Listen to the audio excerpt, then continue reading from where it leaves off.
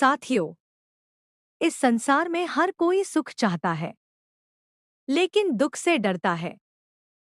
पर भोलेनाथ वही हैं जो दुख में भी मुस्कुराना सिखाते हैं।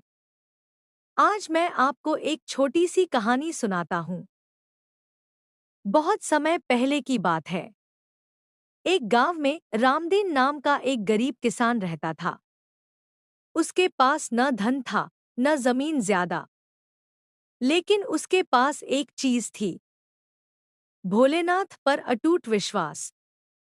हर सुबह वह सूरज उगने से पहले उठता, एक लोटा जल लेकर गांव के पुराने शिव मंदिर जाता और शिवलिंग पर जल चढ़ाकर बस इतना कहता, हे भोलेनाथ, जो दिया है उसमें संतोष है और जो नहीं दिया उसमें भी आपकी मर्जी है। समय बीतता गया, लेकिन रामदीन की हालत और खराब होती चली गई। फसल सूख गई, घर में अनाज खत्म हो गया, बच्चे भूखे सोने लगे। एक दिन उसकी पत्नी रोते हुए बोली, कब तक ऐसे ही भोलेनाथ की पूजा करते रहोगे? उन्होंने हमें क्या दिया? रामदीन चुप रहा। उसने बस इतना कहा, शिव परीक्षा लेते हैं, छोड़ते नहीं। उस रात रामदीन मंदिर गया। पहली बार उसकी आंखों से आंसू गिरे। उसने कहा, भोलेनाथ, अगर यह परीक्षा है तो सह लूंगा, लेकिन मेरे विश्वास को कमजोर मत होने देना। अगली सुबह गांव में हलचल मच गई। एक सेठ जी ने सुना कि रामदीन ईमानदार है।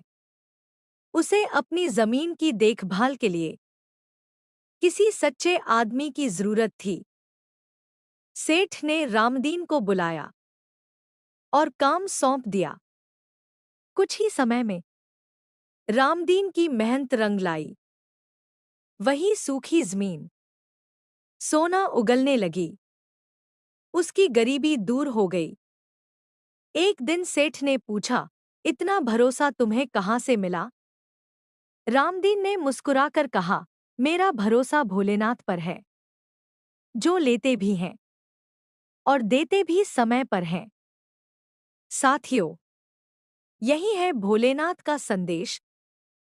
जो सच्चे मन से शिव को याद करता है, उसका रास्ता भले कठिन हो, लेकिन मंजिल कभी दूर नहीं होती।